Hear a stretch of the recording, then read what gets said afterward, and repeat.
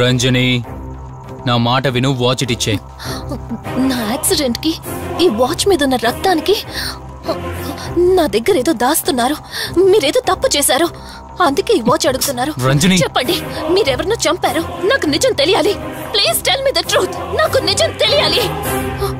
నిజం చెప్పు, నిజం చెప్పు అని అరుస్తున్నావుగా. అయితే విను, ఈ ఇంట్లో హత్య జరిగింది, కానీ చంపింది నేను కాదు, నువ్వు.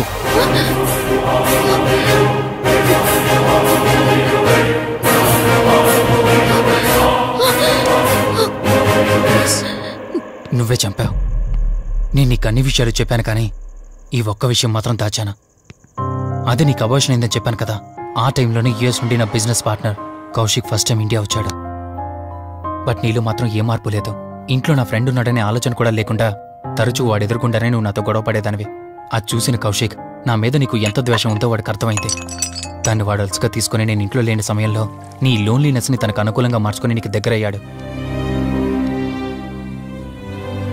ఎంతలా అంటే వాడు లేకుండా నువ్వు బ్రతకలేనంత. ఆ తర్వాత మీరిద్దరు ఫిజికల్గా కూడా ఒకటయ్యారు.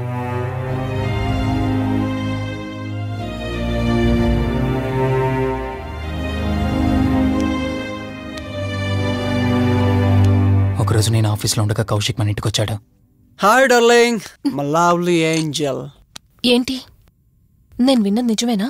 యుఎస్ వెళ్ళిపోతున్నావట? Hey come on baby. వదులు, అడిగిన దానికి ఆన్సర్ చెప్పు. నేను వచ్చిన పని అయిపోయింది, so I'm going back. So what? వదులు. నువ్వు నాతో ఏం చెప్పావు? యుఎస్ బిజినెస్ లో మొత్తం ఇక్కడికి షిఫ్ట్ చేసి పర్మనెంట్ గా ఇక్కడే ఉంటానని చెప్పావు కదా. అవన్నీ నువ్వు బిలీవ్ చేసావా? You crazy. I'm a business man. ఏదైనా బిజినెస్ యాంగిల్ ఆలోచించడం ఇట్స్ మై హాబీ. ఏంటి, జోక్ చేస్తున్నావా? జోక్ అనుకోవటం అది నీ ఇన్నోసెన్స్. కౌశిక్, అలా మాట్లాడుకో. అలా మాట్లాడితే నాకేదోలా ఉంది. నాకు తెలియకుండానే నా లైఫ్ లోకి వచ్చేసావు. లైఫ్ అంతా కావాలని నువ్వు అనుకున్నావు, బట్ నాకు కుదరాలి కదా. స్టూపిడ్ గా మాట్లాడుకో. నువ్వు నాకు కావాలి, నాతోనే ఉండాలి.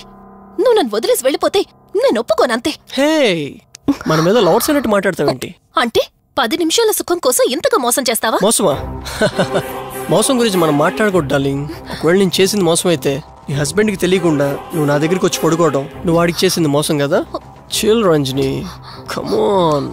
వదులు కౌశిక్, ఇక నాకు లైఫ్ లో ఎప్పుడు కనిపించుకో. ఆగు రంజని. కౌశిక్ వదులు. Please come on. Kaushik, Ranjani please. Kaushik వదులు please. Come on Ranjani, Kaushik listen to me. Please. Ranjani వద్దు Kaushik. Please Ranjani. Kaushik, hey Kaushik please. Please. Kaushik. తను స్లిప్ అయి కింద పట్టంతో తల పగిలి చనిపోయాడు. సడన్ గా అదే టైంలో నేను వచ్చేసరికి మెంటల్ గా అప్సెట్ అయినా నువ్వు భయంతో నేనెంత చెప్తున్నా వెనుకుంటా కార్ డ్రైవ్ చేసుకుంటూ వెళ్ళిపోయావు. అప్పుడే నీకు యాక్సిడెంట్ జరిగింది. నువ్వు వెళ్ళిపోయాక టెన్షన్లో ఏం చేయాలో నాకు అర్థం కాలేదు. ముందుగా బాడీని అక్కడి నుంచి తీసేయాలని శవాన్ని కారు డిక్కీలో పెట్టి ఊరు బయటికి తీసుకెళ్లి పూజ చేశాను. బహుశా ఆ టైంలోనే నా వాచ్ అక్కడ పడిపోయి ఉండొచ్చు. నీకు ముందు చెప్పినట్టు ఆ టైంలో నేను యూఎస్లో లేను, నీకోసం వెతుకుతూ ఉన్నాను.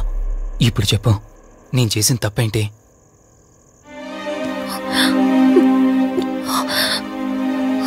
ఇంత చేసినా నేను ఈ రోజుకి నిన్ను ప్రేమిస్తూనే ఉన్నాను.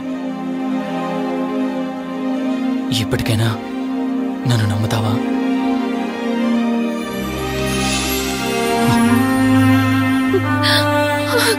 Sorry Rishi, I love you. అంటే ఇన్ని రోజులు నీ వెంటపడిన ఆత్మ నీ చేతిలో హత్య చేయబడిన కౌశిక్ దన్నమాట. అవును దుర్గాబాయ్, కానీ నేను ఈ హత్య ఉద్దేశపూర్వకంగా చేయలేదు. పొరపాఠం జరిగినా గ్రహపాఠం జరిగినా తప్పు తప్పే. పశ్చాత్తాపడినంత మాత్రాన్న ఆత్మ శాంతించదు. ఇప్పటిదాకా నిన్ను ప్రాణాలతో వదిలిపెట్టింది దేనికో తెలుసా?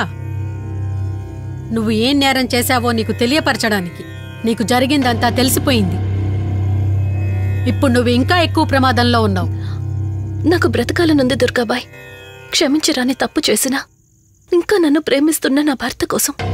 అది కాదు దుర్గాబాయ్, ఆత్మ అనేది ఉండడం నిజమైతే దేవుడున్న మాట కూడా నిజం. అలాంటప్పుడు ఏదో ఒక దారి ఉంటుంది కదా. నిజమే, ప్రతి సమస్యకు పరిష్కారం ఉంటుంది. ఈ సమస్యకి ఓ దారుంది, కాకపోతే కష్టంతో కూడుకున్నది. అదేంటో చెప్పండి దుర్గాబాయ్. ఎంత రిస్క్ అయినా పర్వాలేదు, నేను చేస్తాను. ఇక్కడి నుండి దక్షిణాన 80 కిలోమీటర్ల దూరంలో క్రీస్తు శకం 17వ శతాబ్దానికి చెందిన ఓ అతిపెద్ద పురాతన శివాలయం ఒకటుంది. 300 సంవత్సరాల కిందటికి చెందిన ఆ శివాలయం చాలా శక్తివంతమైనది. నిత్యం దీపారాధన జరిగే ఆ గుడి ఓ కారణంగా మూసివేయబడింది. ఇక అప్పటి నుండి ఇప్పటి వరకు ఆ ఆలయంలో దీపారాధన జరగలేదు. ఇప్పుడు ఆ దీపం కనుక నువ్వు వెలిగించగలిగితే కౌశికాత్మ నిన్ను వదిలి శాశ్వతంగా వెళ్ళిపోతుంది.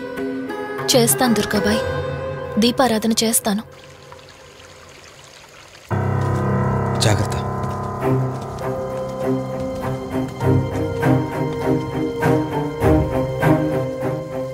శివరంజని, ఇక్కడి నుంచి నువ్వు ఒక్కదానివే వెళ్ళాలి. ఆ కౌశికాత్మ నిన్ను గుడి వరకు చేరనివ్వకుండా శతవిధాలా ప్రయత్నం చేస్తుంది. జాగ్రత్త, బయలుదేరు.